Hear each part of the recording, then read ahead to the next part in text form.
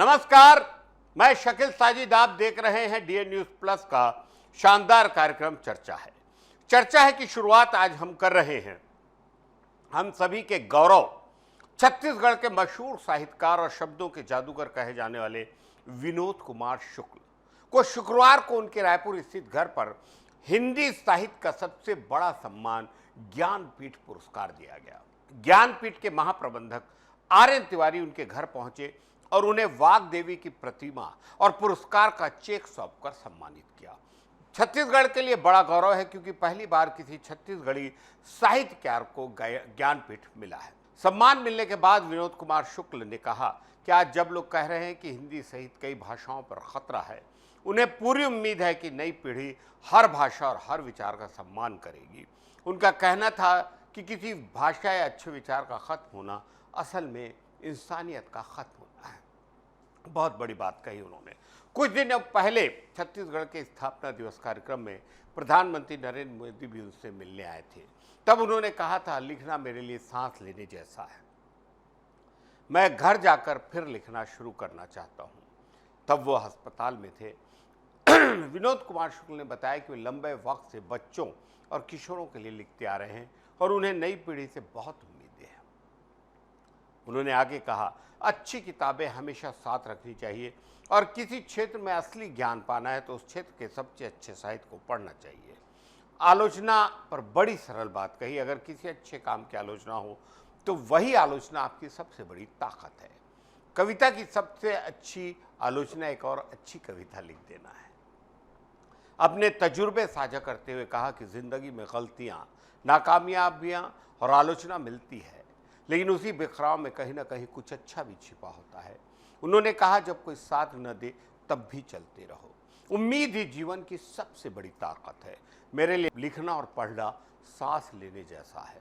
उन्होंने अपनी प्रसिद्ध कविता सबके साथ भी सुनाई। शुक्ल जी का जन्म 1 जनवरी 1937 को राजनांदगांव में हुआ था और वे पिछले 50 साल से लगातार लेखन कर रहे हैं। उनका पहला कविता संग्रह लगभग जय हिंद 1971 में आया। उनकी कहानियां पेड़ पर कमरा और महाविद्यालय बहुत चर्चित हुई। उनके उपन्यास नौकर की कमीज, खिलेगा तो देखेंगे और दीवार में खिड़की रहती थी हिंदी साहित्य के महत्वपूर्ण उपन्यासों में गिने जाते हैं। नौकर की कमीज पर मणिकौल ने फिल्म भी बनाई थी। ये कई बड़े साहित्यिक पुरस्कारों से सम्मानित हो चुके हैं, जिनमें रजा पुरस्कार, मुक्ति बोध फेलोशिप, वीर सिंह देव पुरस्कार, दयावती मोदी कवि शिखर सम्मान, साहित्य अकादमी पुरस्कार शामिल है।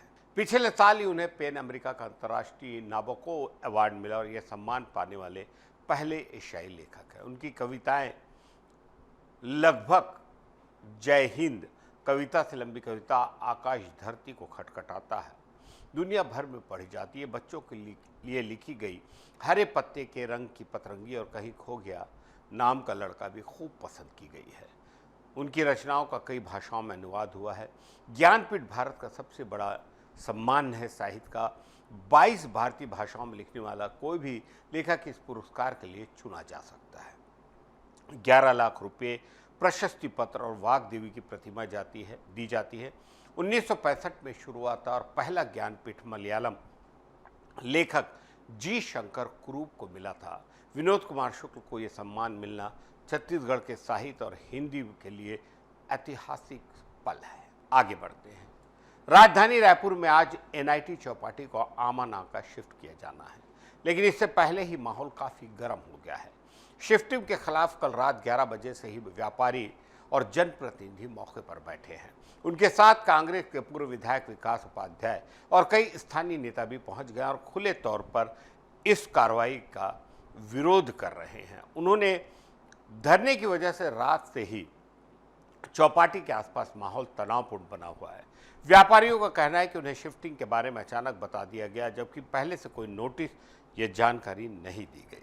उनका आरोप है कि नगर निगम बिना बात किए, बिना तैयारी कराए और बिना किसी दूसरे विकल्प के दुकानों को हटाने की कोशिश कर रहा है। व्यापारी कह रहे हैं कि अचानक आमानाका भेज दिया जा रहा है तो उनका कारोबार पूरी तरह से ठप हो जाएगा। कई सालों से जो ग्राहक बनाए वो भी खो जाएंगे और नई जगह पर काम जमाने में काफ़ी परेशानी आएगी। एनआईटी चौपाटी को बनाने और विकसित करने में करीब 10 करोड़ रुपए खर्च किए गए हैं उस वक्त भी विवाद हुआ था और पूर्व विधायक राजेश मूणत ने इस प्रोजेक्ट पर सवाल उठाए थे। 2023 में भाजपा सरकार आने के बाद चौपाटी को हटाने और उसी जगह नालंदा 2 बनाने की योजना शुरू हुई। पिछले दिनों प्रशासन ने बताया था कि नालंदा 2 का टेंडर पूरा हो चुका है और 15 नवंबर से चौपाटी को शिफ्ट करने की प्रक्रिया शुरू की जाएगी। इसी बीच एक नया विवाद तब उठा जब रेलवे ने 32 दुकानदारों को नोटिस भेजकर दावा किया कि जिस जमीन पर चौपाटी बनी है वह रेलवे की है। इससे पूरे मामले में और उलझन बढ़ गई है। अब स्थिति यह है कि नगर निगम और रेलवे दोनों अपने अपने दस्तावेज लेकर बातचीत कर रहे हैं ताकि पता लगाया जा सके कि जमीन पर किसका हक है, आगे क्या कदम होंगे। व्यापारी इस बात पर अड़े हुए हैं कि जब तक स्पष्ट समाधान नहीं मिलता तब तक चौपाटी को कहीं भी शिफ्ट नहीं किया जाना चाहिए। दूसरी ओर प्रशासन अपनी तरफ से प्रक्रिया आगे बढ़ाने की तैयारी में है। दोनों पक्षों के बीच चल रही बातचीत का नतीजा क्या होता है यह साफ नहीं है, लेकिन फिलहाल धरने और विवाद की वजह से चौपाटी का माहौल गर्म है और लोग उम्मीद कर रहे हैं कि जल्द ही कोई ठोस समाधान निकल आए, व्यापारी भी राहत की सांस ले और शहर भी राहत की सांस ले। आगे बढ़ते हैं। छत्तीसगढ़ में 2 नाबालिग लड़के ISIS के संपर्क में पाए गए हैं। ATS ने रायपुर और भिलाई से दोनों को पकड़ा है और ये दोनों 10वीं और 11वीं में पढ़ते हैं। ATS की जांच में सामने आया है कि इन्हें ISIS के Pakistani handler social media gaming chat के जरिए ब्रेन वॉश कर रहे थे। उन्हें हिंसा का ग्लैमर दिखाया गया और अलग अलग ऐप्स के सीक्रेट ग्रुप में जोड़कर कट्टरपंथी कंटेंट भेजा गया। धीरे धीरे इन्हें डार्क वेब, टोर, VPN और फर्जी IP इस्तेमाल करना भी सिखाया गया ताकि इनकी पहचान छिपी रही। खतरनाक बात यह सामने आई कि हैंडलर्स ने नाबालिगों से ऑपरेशन सिंदूर से जुड़े मैप क्लिपिंग मांगी और दोनों ने वह भेज भी दी। उन्होंने भारतीय न्यूज़ चैनल पर दिख रहे एयर स्ट्राइक मैप रिकॉर्ड करके भेजे थे। जांच में पता चला कि दोनों हथियार उठाने तक के लिए तैयार हो गए। मामला तब सामने आया जब सोशल मीडिया पर आपत्तिजनक कंटेंट की एक शिकायत ATS तक पहुंची। टीम ने जब ग्रुप और चैट की जांच की तो पता चला कि ये नाबालिग ISIS के फर्जी इंस्टाग्राम ग्रुप में एक्टिव है। ATS ने दोनों को करीब 1.5 साल तक चुपचाप मॉनिटर किया। हैंडलर्स समय समय पर ग्रुप बदल देते थे ताकि उनकी गतिविधियां पकड़ी न जाए। खास बात यह रही कि पाकिस्तान में बैठे हैंडलर्स ने इनसे सबसे ज़्यादा संपर्क किया। जब भारत और पाकिस्तान के बीच मीडिया ब्लैकआउट लागू था और ऑपरेशन सिंदूर चल रहा था, तब मैप की क्लिपिंग भेजने को कहा गया। ये भी पता चला है कि ISIS मॉड्यूल ऐसे ही बच्चों को टारगेट करता है जो गेमिंग, धार्मिक बहस या हिंसक कंटेंट देखने में ज़्यादा एक्टिव होते हैं। शुरू में उन्हें हल्का धार्मिक या मोटिवेशनल कंटेंट भेजते हैं, फिर धीरे धीरे हिंसक वीडियो, ब्लास्ट, लड़ाई और कट्टरपंथी ऑडियो भेजे जाते हैं। हैंडलर्स तारीफ करते थे कि वे असली मुजाहिद हैं, उनका भरोसा बढ़े और वो हर निर्देश मानने लगे। ATS के मुताबिक इन बच्चों को छोटे छोटे टास्क भी दिए गए, जैसे नया ग्रुप बनाना, वीडियो शेयर करना, दूसरों को जोड़ना, उन्हें ऐसा महसूस कराना कि वे सीक्रेट मिशन का हिस्सा हैं। गेम में पहले से और लड़ाई और हथियार का माहौल होता था, इसलिए ऐसी बातें बच्चों पर जल्दी असर करती थी। जब ATS ने उनके परिवारों को पूरा डेटा, चैट और कंटेंट दिखाया तो वे भी हैरान रह गए। उन्हें पता ही न था कि बच्चे फ़ोन की दुनिया में किस जाल में फंस चुके हैं। दोनों नाबालिग फिलहाल ATS की हिरासत में हैं। मामला UAPA के तहत दर्ज है, लेकिन क्योंकि ये नाबालिग हैं इसलिए पूछताछ जुवेनाइल नियमों के तहत परिवार की मौजूदगी में ही किए जा रही है। उन्हें साइकोलॉजिकल काउंसलिंग भी दी गई है। ATS अब इंस्टाग्राम के उन बाकी अकाउंट्स और IP लिंक्स की जांच कर रही है जो इसी नेटवर्क से जुड़े हैं।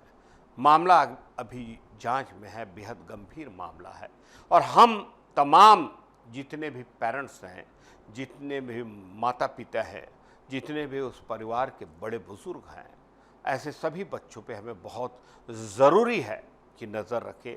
और एक शेर है, इस वक्त बड़ा मौजू है, अपने बच्चों को नई राह पे लाया जाए, उनको जीने का नया ढंग सिखाया जाए। इल्म महसूर निसाबों के हिसारों में नहीं, जो किताबों में नहीं वो भी पढ़ाया जाए। देश के लिए, मुल्क के लिए, परिवार और समाज के लिए बच्चों पे नज़र रखना बेहद ज़रूरी है और पैनी नज़र। आगे बढ़ते हैं। छत्तीसगढ़ में एसआईआर की प्रक्रिया तेजी से चल रही है। पूरे राज्य में 63,439 बीएलए बीएलओ घर घर जाकर फॉर्म बांट रहे हैं और उन्हें डिजिटलाइज कर रहे हैं। इस प्रक्रिया के दौरान एक बड़ा निर्देश है।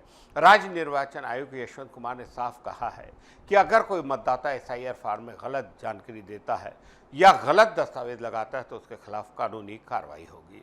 लोक प्रतिनिधित्व नियम 1950 की धारा 31 के तहत 1 साल की जेल, जुर्माना या दोनों हो सकते हैं। निर्वाचन आयुक्त यशवंत कुमार ने नागरिकों से अपील की है कि वे किसी मृत व्यक्ति, विदेश में स्थायी रूप से रहे व्यक्ति या ऐसे व्यक्ति के नाम पर फॉर्म न भरें जो अब भारतीय नागरिक नहीं रहा। किसी भी व्यक्ति का नाम अगर एक से ज़्यादा जगह वोटर लिस्ट में है और वह अलग अलग जगहों के लिए फॉर्म भरता है या जानबूझकर गलत घोषणा करता है तो यह कानूनन अपराध माना जाएगा। रायपुर के एडवोकेट विपिन अग्रवाल ने बताया कि धारा 31 के तहत गलत सूचना देने पर सजा का स्पष्ट प्रावधान है, कार्रवाई निश्चित है, इसलिए हर नागरिक को फॉर्म भरते वक्त पूरी सावधानी बरतनी चाहिए। प्रदेश में मतदाताओं की चुनाव आयोग के आंकड़ों के मुताबिक 27 अक्टूबर 2025 तक कुल 2,12,30,737 मतदाता छत्तीसगढ़ में हैं। इनमें से 2,10,25,208 मतदाताओं को एसआईआर फॉर्म मिल चुका है। 21 नवंबर 2025 तक करीब 65 लाख से ज़्यादा फॉर्म डिजिटाइज किए जा चुके हैं, जो कुल मतदाताओं का लगभग 31% है। बीएलओ नए वोटरों के नाम जोड़ने के लिए फॉर्म 6 जमा कर रहे हैं और दस्तावेजों की जांच में भी मदद कर रहे हैं। वे हर घर पर कम से कम 3 बार जाएंगे। जो लोग घर पर नहीं मिलते या बाहर रहते हैं वे ऑनलाइन भी फॉर्म भर सकते हैं। बीएलओ मृत, डुप्लीकेट या स्थायी रूप से दूसरी जगह चले गए वोटरों की पहचान भी करेंगे। जिन मतदाताओं के रिकॉर्ड का मिलान सही नहीं होगा उन्हें नोटिस भेजकर सुनवाई की जाएगी। मुख्य निर्वाचन पदाधिकारी का कहना है कि कोशिश यही है कि कोई भी पात्र नागरिक वोटर लिस्ट से बाहर ना रहे और कोई अपात्र लिस्ट में शामिल न हो। राज्य में पूरी प्रक्रिया बड़े पैमाने पर कड़ाई के साथ चल रही है ताकि आने वाले चुनाव के लिए साफ और सटीक मतदाता सूची तैयार हो। आगे बढ़ते हैं। केंद्र सरकार द्वारा लागू किए गए नए लेबर कोड से आईटी कर्मचारियों सहित देश भर के सभी कर्मचारियों के कामकाजी जीवन में बड़े बदलाव हैं। 29 पुराने श्रम कानूनों की जगह अब 4 नए कानून लागू किए गए हैं। इनमें वेतन, सामाजिक सुरक्षा, हेल्थ सुविधाएं, वर्क प्लेस सेफ्टी और महिलाओं के अधिकारों को और मजबूत किया गया है। खासकर आईटी सेक्टर के लिए कई अहम बदलाव हैं। बड़ा बदलाव सैलरी को लेकर है। अब कंपनियों के लिए जरूरी होगा कि हर महीने की 7 तारीख तक वेतन का भुगतान किया जाए। इससे वेतन मिलने में देरी की समस्या खत्म होगी और पारदर्शिता बढ़ेगी। नया कोड ये भी निश्चित करता है कि महिला और पुरुष कर्मचारियों के बीच वेतन में भेदभाव नहीं होगा, यानी समान काम के लिए समान वेतन देना अनिवार्य है। इसके साथ ही महिलाओं को नाइट शिफ्ट में काम करने की पूरी आज़ादी दी गई है ताकि वे अधिक अवसर, बेहतर वेतन वाले काम में शामिल हो सके। नए लेबर कोड का बड़ा फायदा यह भी है कि उत्पीड़न, भेदभाव और वेतन से जुड़े विवादों का समाधान जल्दी होगा। आईटी सेक्टर में कॉन्ट्रैक्ट, अस्थायी, गिग और प्लेटफॉर्म वर्कर्स को भी सामाजिक सुरक्षा के दायरे में लाया गया है। पहली बार ऐसे कर्मचारियों को आधिकारिक मान्यता दी जा रही है। कंपनियों को अब अनिवार्य रूप से ऑफर लेटर देना होगा और प्लेटफॉर्म श्रमिकों की स्पष्ट परिभाषा तय की गई है। भारतीय उद्योग परिसंघ सीआईआई के महानिदेशक चंद्रजीत बनर्जी ने कहा है कि इतने बड़े बदलावों का मकसद श्रमिकों की सुरक्षा बढ़ाना, अनुपालन आसान बनाना और भारत को अंतर्राष्ट्रीय श्रम मानकों के करीब लाना है। उनके अनुसार नए कानून कर्मचारियों के हितों को सुरक्षित करेंगे और उद्योग के लिए एक स्थिर और भरोसेमंद माहौल बनाएंगे। नया लेबर कोड सिर्फ आईटी कर्मचारियों के लिए नहीं बल्कि खतरनाक उद्योगों, खदानों में काम करने वाले मजदूरों, एमएसएमई वर्कर्स, बागान और बीड़ी उद्योग के कर्मचारियों के लिए नई सुविधाएं देगा। 40 साल से ज़्यादा उम्र वाले श्रमिकों को हर साल मुफ्त स्वास्थ्य जांच का लाभ मिलेगा। महिलाओं और युवाओं के लिए भी सुरक्षा के और मजबूत प्रावधान हैं। निश्चित अवधि के कर्मचारियों, गिग और प्लेटफॉर्म वर्कर्स को कानूनी सुरक्षा मिलना भारत के श्रम कानूनों में एक बड़े बदलाव के रूप में देखा जा रहा है। नए लेबर कोड का टारगेट है कि सभी तरह के कर्मचारियों को समान अधिकार, सुरक्षित माहौल और समय पर वेतन मिल सके, जिससे कि ये तब के सब बेहद खुश रहें। आगे बढ़ते हैं। कभी 12 लोगों के साथ एक ही कमरे में रहने वाला और अपनी पहली फिल्म के लिए 3 साल तक जद्दोजहद करने वाला लड़का आज बॉलीवुड का बड़ा स्टार बन चुका है। नाम है कार्तिक आर्यन। आर्यन। आज कार्तिक अपना 35वां जन्मदिन मना रहे हैं। वह न सिर्फ एक्टिंग से लोगों के दिलों में जगह बना चुके हैं, बल्कि अपने लुक से लाखों करोड़ों चहेतियों के दिलों पर भी राज कर रहे हैं। कार्तिक का जन्म 22 नवंबर 1990 को मध्य प्रदेश के ग्वालियर में हुआ था। उनका असली नाम कार्तिक तिवारी है, लेकिन बाद में उन्होंने अपना नाम बदलकर कार्तिक आर्यन रख लिया। उनके परिवार में माता, पिता और बहन कृतिका हैं। माँ माला तिवारी और पिता मनीष तिवारी दोनों डॉक्टर हैं। उनकी बहन भी डॉक्टर है। परिवार चाहता था कार्तिक डॉक्टर बने, लेकिन किस्मत में एक्टिंग लगी थी। छोटे से ही उम्र में कार्तिक ने फिल्मों में कैरियर बनाने का सपना देखा और मुंबई चले आए। शुरुआत में उनके लिए मुंबई आसान नहीं था। उन्होंने बहुत संघर्ष किया और कभी 12 लोगों के साथ एक ही कमरे में रहकर सपनों के पीछे खूब मेहनत की। कार्तिक ने कॉलेज में दाखिला लिया, पढ़ाई के बजाय फिल्मों और ऑडिशन में अपना वक्त लगाया। कार्तिक ने कई ऑडिशन दिए और 2-2.5 साल तक सही फिल्म का इंतजार किया। एक इंटरव्यू में बताया कि उन्हें पहला बड़ा ब्रेक फिल्म प्यार का पंचनामा के जरिए आया। इस फिल्म ने उन्हें घर घर में पहचान दिलाई। इसके बाद उन्होंने प्यार का पंचनामा 2, सोनू की टीटू की स्वीटी, लुका छुपी, पति पत्नी और वो, भूल भुलैया 2 और भूल भुलैया 3 जैसी फिल्मों में काम किया। वो आज न सिर्फ बॉलीवुड के बड़े स्टार हैं, बल्कि करोड़ों के मालिक हैं। एक फिल्म के लिए 40 करोड़ तक रुपए की फीस लेते हैं, ऐसा बताया जा रहा है। उनकी कुल संपत्ति 250 करोड़ रुपए बताई जा रही है।